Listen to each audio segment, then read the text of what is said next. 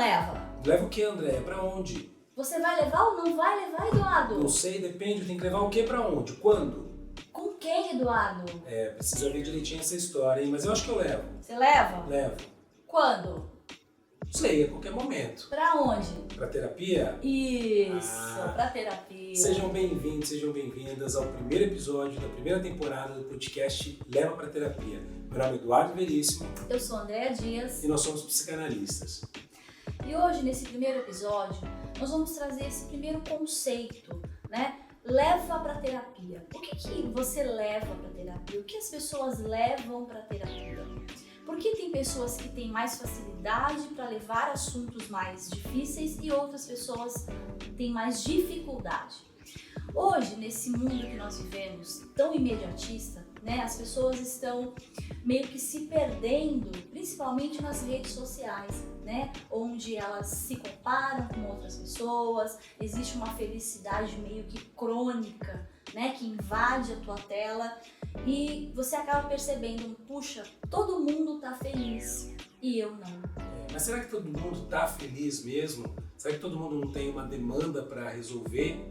Com certeza, na verdade, por isso que a gente chama de felicidade tóxica, né? Ou artificial também, né? Artificial, exatamente. Então as pessoas estão meio que fingindo que as demandas não existem e vivendo numa realidade ilusória.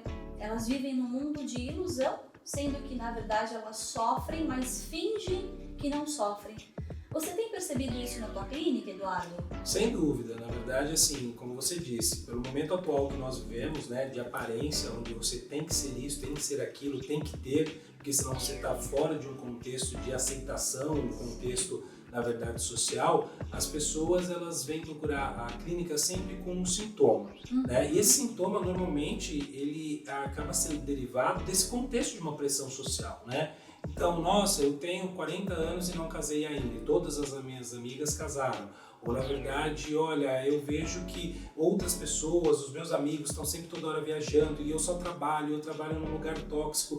Então, assim, o sintoma que a pessoa traz, ele está muito indo de encontro com esse momento que a gente está vivendo na atualidade, né?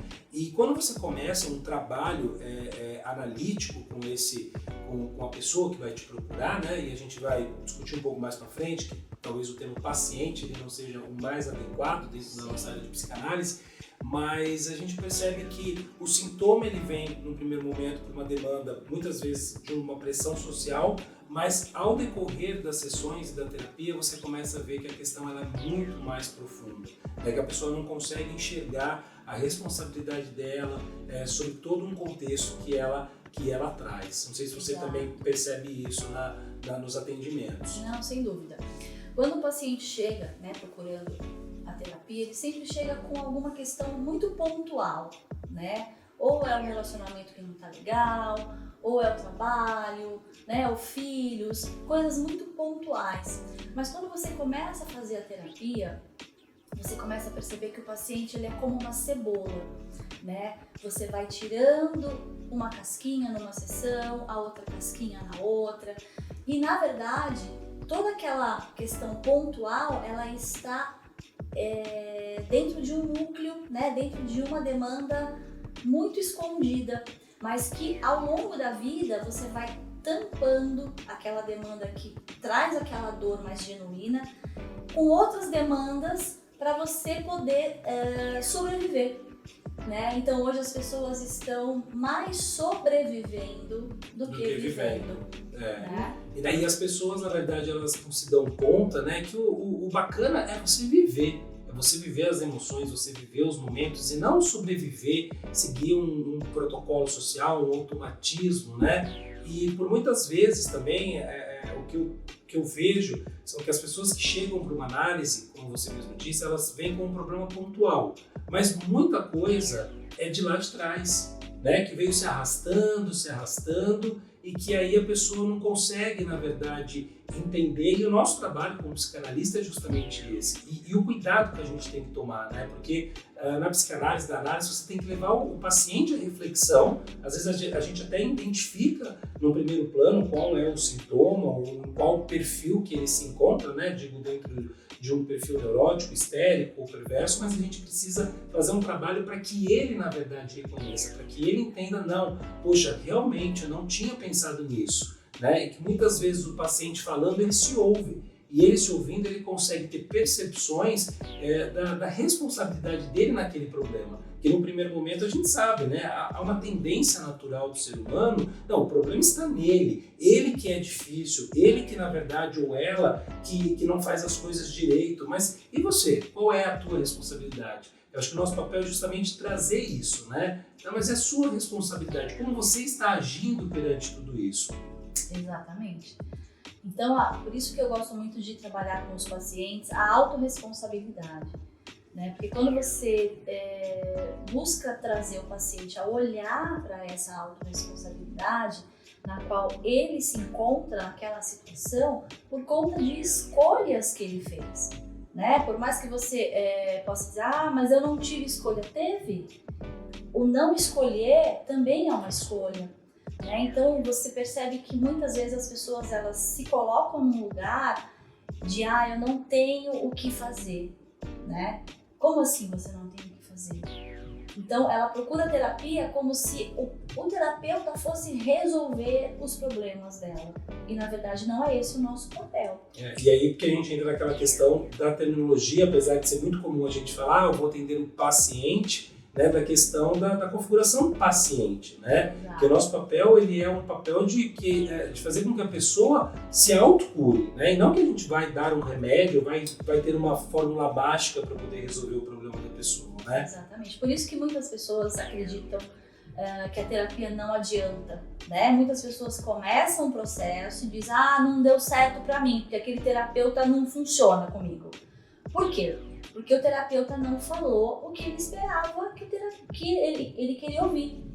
Porque o paciente, muitas vezes, ele quer respostas prontas, né? E numa construção de uma terapia, não existem respostas prontas, né? A dor que você sente, ela é tua. Não tem como eu abrir uma gaveta, tirar uma receita e falar, olha, leva isso aqui, toma 2 vezes por dia. Não é assim que funciona a terapia. A frustração, na verdade, maior é justamente isso, né? Porque a pessoa ela quer que você chegue e fale assim, olha, você vai chegar em casa e você vai falar isso e isso para ela e a partir de agora você vai se comportar dessa forma, querendo que de repente a gente dê um direcionamento na vida dela. E primeiro que não é tão simples assim, porque você precisa reconhecer, você precisa se localizar diante daquela demanda, né? Daquele sofrimento que você está trazendo. E depois que essas atitudes têm que partir de um processo de conscientização da própria pessoa que está sendo analisada, né? É como você disse, é diferente você vai lá no médico, você está com uma dor de estômago, você está com uma dor de cabeça, ele vai te avaliar e falar, olha, toma um remédio X, Y e Z. Não existe uma fórmula mágica do terapeuta. O terapeuta ele não vai te levar necessariamente de forma objetiva e direta à cura, né? A cura ela está em você. E aí eu percebo, pelo menos na clínica, que assim, muitos pacientes eles cansam por não ter essa resposta imediatista, né? E aí o que acontece? Acabam, na verdade, abandonando. Então começa a ficar as sessões um pouco mais espaçadas, na verdade, olha, essa semana eu não vou poder vir. E nós, como terapeuta e conhecemos o paciente, nós temos condições de perceber quando realmente há um imprevisto e quando na verdade já é um desligamento da identificação com o próprio problema. Aquela coisa de mexer na ferida. Olha, você começou a mexer na ferida, eu comecei a entender algumas coisas, mas eu não quero entender. Eu não quero, e aí fica aquele contrassenso, porque na verdade há uma necessidade de entendimento para uma melhora, mas por um outro lado mexer na ferida dói e talvez a zona de conforto que a pessoa está naquele momento, porque a gente sabe, né, o desejo, o sofrimento, ele vai rondar e ele vai se apresentar de outras formas e a pessoa em algum momento ela vai precisar se deparar com isso e resolver, mas acaba saindo um pouco justamente por ir com uma expectativa de que o terapeuta vai trazer uma solução mágica e de repente não conseguir entender que é um processo longo, né? Às vezes é um processo de meses, de ano, para que a pessoa entenda o lógico às vezes, mas que para ela não é tão lógico, porque ela não consegue ter aquela perspectiva da situação. Sim. E o que as pessoas querem é ter terceirizar o que elas próprias podem fazer, né? Por isso que muitas pessoas não fazem o processo terapêutico e elas acabam tendo sintomas que estão relacionados a uma questão emocional, mas elas preferem ir no médico e tomar um remédio, né? Muitas vezes, eu tenho aí, sei lá, crises de pânico, ok, vamos medicar, mas por que você tem essas crises de pânico? Quais são os gatilhos que te levam a essa crise de pânico, né? Então são esse confrontamento com essas emoções que dói, que é justamente o que as pessoas muitas vezes não querem dar atenção para aquilo, porque vai dar trabalho, né? A terapia, na verdade, ela não vai curar você, ela vai te transformar e vai fazer com que você identifique a tua vida de um outro prisma.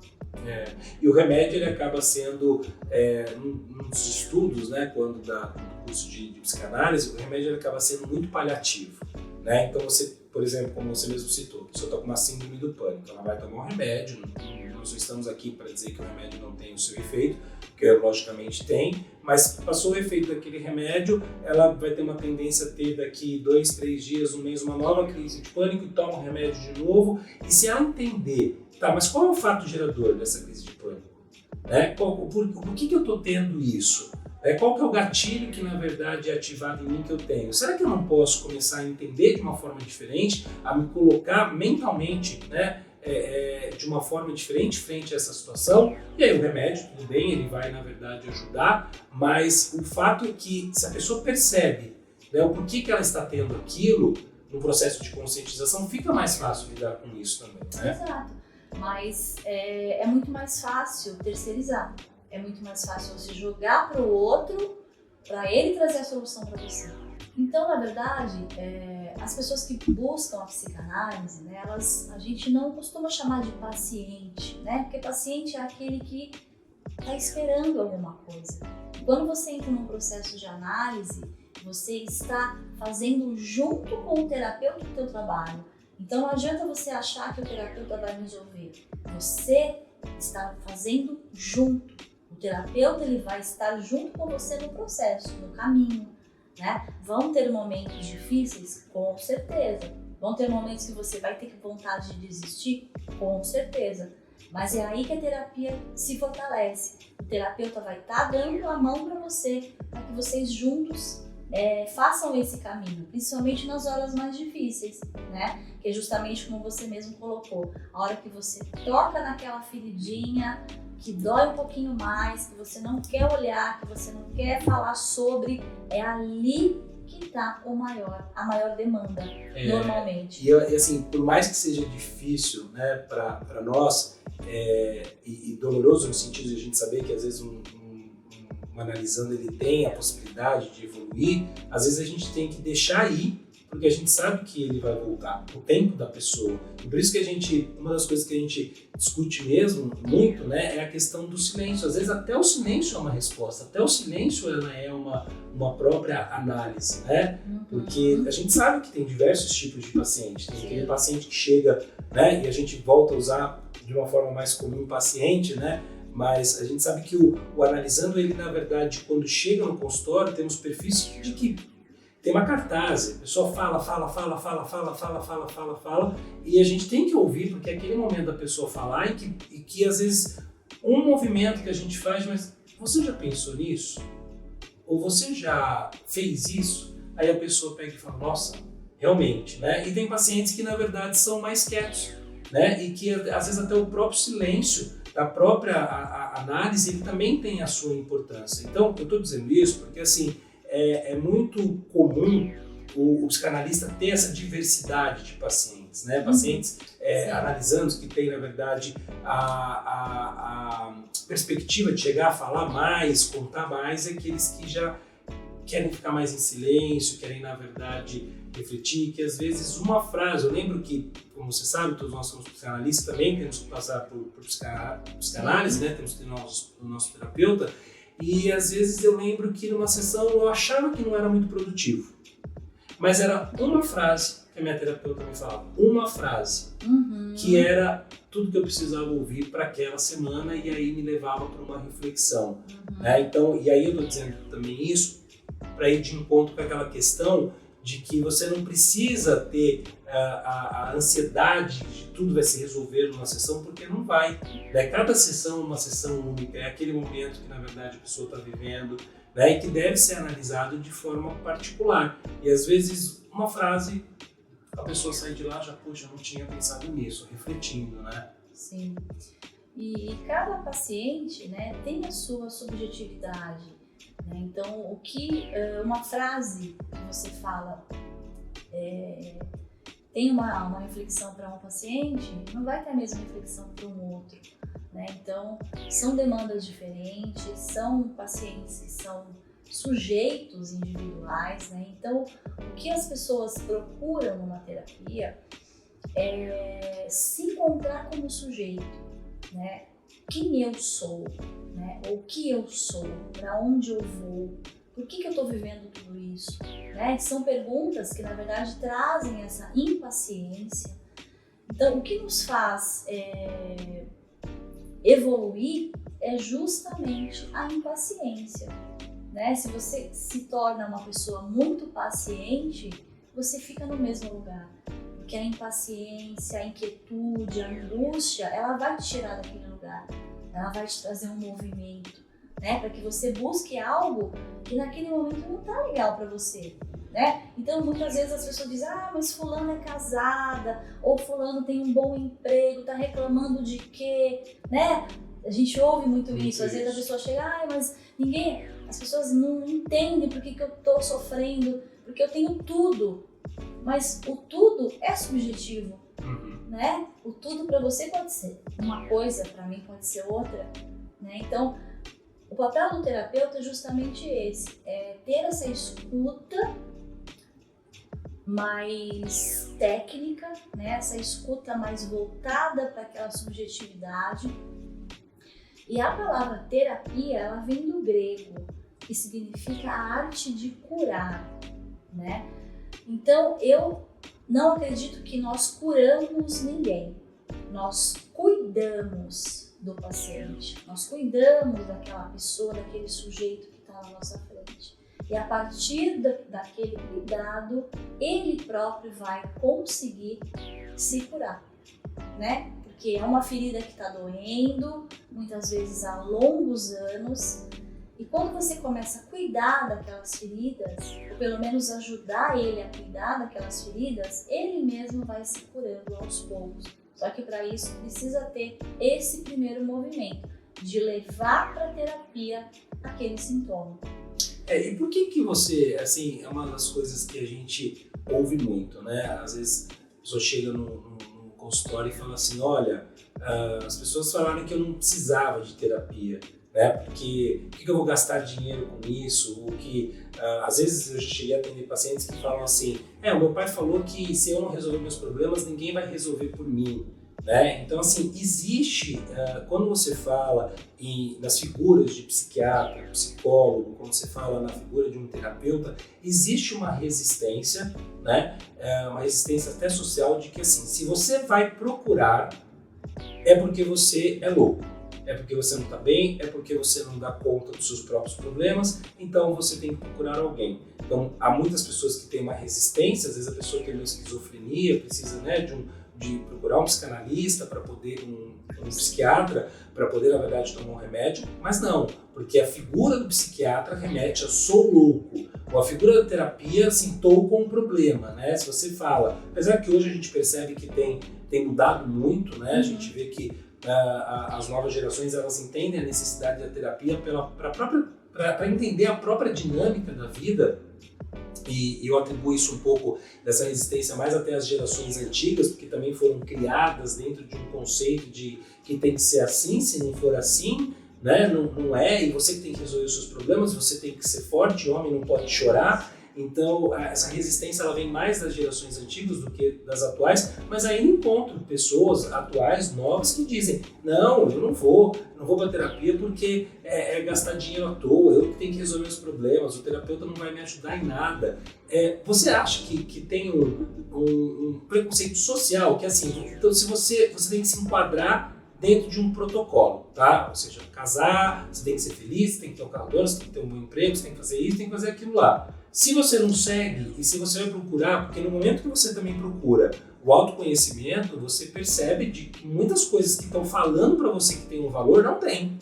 Que os valores, eles são outros. Que na verdade você vai procurar felicidade em outras questões. Né? E não necessariamente naquele carro que o comercial está dizendo que é o carro do momento que você tem que comprar. Então você acha que essa questão desse preconceito é por conta do quê? De uma ignorância? É uma pressão social para que você não vá se autoconhecer e continue naquela linha zumbi? Vai, acorda, trabalha, faz. Não precisa pensar muito sobre você, não. Não precisa ir a fundo, não. O importante é você seguir o barco e seguir essas questões. Porque é muito comum a gente ver isso, né? As pessoas resistentes à terapia, por achar que no momento que elas vão procurar, elas são loucas ou as pessoas vão julgá-la que alguma coisa não está normal na vida delas. Sim.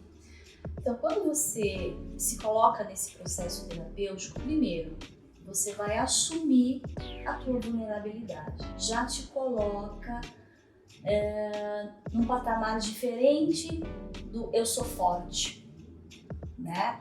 Então, o que a sociedade impõe para nós? Você é forte. Você tem que dar conta dos seus problemas. Todo mundo tem problema, né? Todo mundo tem problema, claro. Mas existem momentos na nossa vida que nós precisamos estar vulneráveis. Né? Essa vulnerabilidade, ela vai nos dar uma forma de nos colocar para sermos cuidados. Porque quem está sempre forte não precisa de cuidado, né? E às vezes a pessoa está naquela fortaleza ilusória, ela está vivendo sim um sofrimento, mas que ela finge que não existe. Então, são duas situações: a pessoa que finge que não sofre e a pessoa que acredita que não sofre. Nega. Não, eu não preciso. Mas aí você vai olhar para a vida daquela pessoa, ela tem diversos sintomas de sofrimento. Né? Uma pessoa que é alcoólatra, ou uma pessoa que tem alguma compulsão alimentar, ou uma pessoa que tem algum vício de jogo, ou alguma outra questão. Está num relacionamento abusivo e não percebe que está num relacionamento abusivo. Né? Uma carência, uma pessoa que tem dificuldade de dizer não. Então, tudo isso são sintomas que a gente precisa levar para a terapia, porque eles nos causam sofrimento. Então, a partir do momento que você aceita essa vulnerabilidade, que puxa a vida, eu não estou dando conta sozinho, eu preciso sim de alguém para estar comigo nesse caminho, não que ela vai me trazer as respostas, mas ela vai me ajudar a trilhar esse caminho das respostas. É isso que a gente busca numa terapia, né? Alguém que esteja com você nesse processo. Porque muitas vezes sozinho a gente não dá conta. Não dá conta e você vai seguindo o barco e aí você tem um grande risco do barco uma hora afundar. Porque aí a gente vê que muitas questões psíquicas e emocionais refletem no físico. Né? Então às vezes a pessoa tem uma labirintite, às vezes a pessoa tem uma dor aqui, uma dor lá, que aparecem de repente, vai até procurar um médico e quantas vezes, né? Eu tinha uma paciente que ela falou assim: claro, eu cheguei no hospital, o meu coração estava a 140 e fui fazer cardiograma e fui fazer todos os exames. O médico virou para mim e falou assim: nada, você não tem nada. Né? A não ser, lógico, uma crise de ansiedade, digo nada dentro de uma perspectiva médica, clínica, clínica. Uhum. E aí a pessoa se deu conta que aquele era o momento dela: peraí, eu preciso parar tudo e eu preciso olhar para mim, que é o mais difícil, a pessoa ela parar por conta dela, para ter um tempo para ela.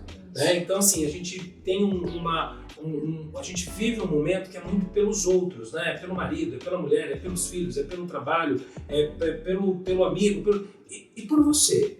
E eu entendo que assim, o momento da terapia é um momento que a pessoa é um dos poucos momentos que a pessoa tem para parar e para falar dela, para falar das angústias dela. Olha, eu estou exausto porque eu chego em casa, tem as crianças gritando, meu marido que não colabora, porque no trabalho eu não estou conseguindo entregar os prazos e tal. Sim. Como que eu gerencio tudo isso? Sim. Né? E aí no momento que a pessoa se dá essa oportunidade de se escutar, ou ainda que seja de falar, né? Porque a gente sabe, como eu disse há pouco, muitas pessoas vêm com essa necessidade, né, da cartaz de falar, mas às vezes sai do consultório assim, nossa, eu estou mais aliviado, porque eu falei e alguém me escutou, que é a questão da escuta que você disse. Então, se as pessoas elas parassem de se preocupar, né, com a visão do outro, porque a gente também tem muito isso, mas o que os outros vão achar, o que os outros vão pensar, né, se eu estiver fazendo terapia, então quer dizer que eu sou problemática, e eu não quero aparentar que eu sou problemática, que eu tenho problemas, porque eu vou lá numa rede social XYZ e tá todo mundo feliz, então eu não posso estar triste, né? Então, assim, no momento que as pessoas pararem de se preocupar com esse julgamento do que o outro, entenderem que o processo terapêutico é algo que vai ajudar ela ter uma qualidade de vida, né, psíquica melhor para lidar com as adversidades, para lidar com os problemas, para se entender e para de repente questionar, nossa, mas por que eu estou achando, por que eu estou agindo dessa forma? Né? Quem é a Andréia? Quem é Eduardo? Né? Por que a gente age assim? Por que frente a essa demanda eu preciso me comportar necessariamente dessa maneira? Será que eu preciso me comportar dessa maneira? Então levar para essa reflexão, para esse autoconhecimento e mudando essas posturas frente a tudo isso, a pessoa começa a se ver como indivíduo, que sim, tem que seguir regras, tem um protocolo social que a gente sabe, né, que a gente tem que seguir, mas também se vê como indivíduo. Eu, Eduardo, fora desse contexto de trabalho, fora desse contexto da minha casa, quem sou eu, Eduardo? Né? Quais são as minhas demandas? Por que eu sou tão frágil nisso? Por que eu sou tão forte naquilo? Né? Então, é desconstruir. Mas eu vejo que a gente tem evoluído. Hoje a terapia, os consultórios estão muito mais cheios, em especial pós-pandemia, que a pandemia trouxe, né, a gente sabe que um contexto de angústia para muitas pessoas. Né? Sim, com certeza. Eu acho que a pandemia ela trouxe luz a esses conflitos, né? Muitos conflitos que estavam ali guardados, muito bem guardados, ali em relacionamentos extremamente engessados, né? A pandemia, ela descortinou isso, né? Ela trouxe a angústia ali para os relacionamentos, porque ficar junto das pessoas 24 horas não é fácil. E de pessoas que até às vezes o relacionamento estava bem, mas a pessoa se encontrava no café da manhã, cada uma ia para o seu trabalho, pegava os filhos, dava banho, ia dormir, e no outro dia acontecia a mesma coisa. E quando você se depara com um cenário de pandemia, que você tem que ficar com o seu companheiro, com a sua companheira, assim, 24 horas trancado num apartamento, numa casa, e que nós tivemos um período onde todo mundo ficou meio que estagnado. Sim, né? Bom, é isso que nós temos que fazer, né? Que foi o do lockdown. E no momento que você se depara com isso, quantas angústias, quantas coisas não vieram à tona? Tanto que existem pesquisas do número de divórcios que vieram após a pandemia, justamente porque a pandemia forçou as pessoas a se olharem como seres humanos, como casal, né? E verem as angústias delas, os sofrimentos delas dentro de uma relação, ou dentro de um contexto social. Sim, exatamente. Então isso, de uma certa forma, foi bom, né? Porque as pessoas conseguiram entender o que ela estava fazendo na vida dela, né? Porque tem pessoas que estavam ali casadas há, sei lá, 10 anos e que não necessariamente estavam felizes. E a pandemia, né, teve até esse lado positivo, digamos assim, né? Tem pessoas que dizem, olha, eu me separei porque eu não estava mais feliz. E eu percebi isso na pandemia, quando a gente se encontrou ali todos os dias, todo momento, a gente percebeu que o nosso relacionamento não tinha mais sentido, né? Então, eu acho que a busca da terapia, primeiro, ela é você olhar para a tua vulnerabilidade, né? Olhar para as suas fraquezas, o que você não está conseguindo administrar. E a partir disso, você saber que você está ali diante de uma pessoa que também tem as suas vulnerabilidades, né? Então, E às vezes até como casal, porque às vezes a situação está fragilizada, mas são só ajustes, né? Por isso que a gente também tem as terapias de casal. O casal olhar um pro outro na frente de um profissional que possa falar, olha, mas você percebe isso em você? Você percebe que isso incomoda nela? Será que você não consegue encontrar um meio termo? Né? Vou dar um exemplo aqui de uma situação. A pessoa quer jogar futebol em todo momento, toda vez. Não dá para você, de repente, jogar futebol só de terça. Por que você precisa jogar de terça, quarta, quinta e sexta? E às vezes a terapia de casal ela também faz com que a pessoa reflita sobre isso e fale, não, pô, é verdade, eu poderia conduzir a coisa de uma forma diferente, entendeu? Então, às vezes até já é um sintoma de uma separação, né? Porque se a pessoa tá querendo jogar bola todos os dias, é porque ela não tem vontade de ficar com a pessoa, né? Então ela acaba achando no futebol uma forma de fugir do relacionamento. Não, mas eu tenho compromisso com o meu futebol, com o meu trabalho, né? Tem pessoas que acabam trabalhando demais justamente para sair daquele contexto do relacionamento, né? Então, e o processo terapêutico ele vai fazer com que aquela pessoa entenda aquele gatilho. Por que você trabalha tanto? Por que você não quer ficar com a tua esposa ou com o teu esposo? Né? O que te incomoda, né? Isso, né? O que está te levando a fugir do relacionamento? Então, quando o analisando ele enxerga isso, é muito mais fácil dele mudar. A questão é quando as pessoas não enxergam a própria vida. Né? Você está tão no automatismo, você está tão ali no junto e misturado, que você não consegue sair um pouquinho e olhar de fora. Então, acho que a terapia, ela traz isso pra gente, né? Você olhar pra tua vida de fora. Então, o que eu tô fazendo que não tá legal? Eu não tô feliz assim, mas eu continuo fazendo todos os dias as mesmas coisas. Então, a partir do momento que você olha de fora e você consegue entender esse processo, você consegue mudar. Do contrário, não consegue.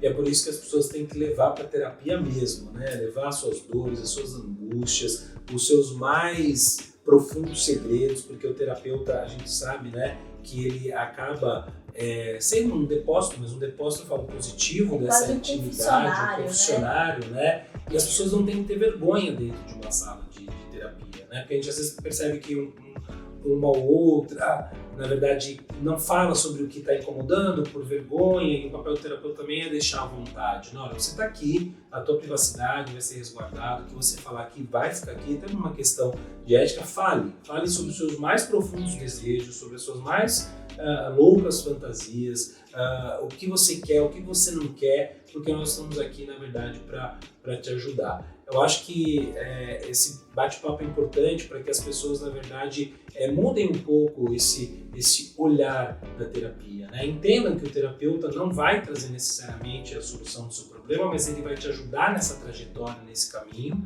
entendeu? Que você pode levar para a terapia tudo, né? O que você está sentindo, porque é lá o momento que você vai ter de se conhecer, do autoconhecimento, né? E tirar essa coisa do preconceito, de eu sou louco porque eu estou indo para a terapia, não tem nada a ver. Pelo contrário, se as pessoas entendessem o quanto a terapia é importante para uma melhora de qualidade de vida, para uma melhora de comportamento em relação ao próximo, ao trabalho, talvez o mundo não estaria nessa loucura, né, desenfreada que nós estamos hoje. Exatamente, Dora. Então, quanto mais a gente entender que a saúde mental, ela é, na verdade, acho que o principal, né? Se você não estiver saudável mentalmente, nada da tua vida vai ficar bem, né? Porque as pessoas se preocupam com tudo, tá? A saúde do corpo, a saúde da unha, a saúde do cabelo, e esquece da saúde mental, né? E a nossa mente, ela pode nos adoecer muito e ela pode também nos curar. Tudo vai do que a gente coloca dentro da nossa mente e o que a gente vai construindo também. Por isso que a terapia, ela vai nos ajudar a, muitas vezes, desconstruir coisas, né? A quebrar ali paradigmas, né?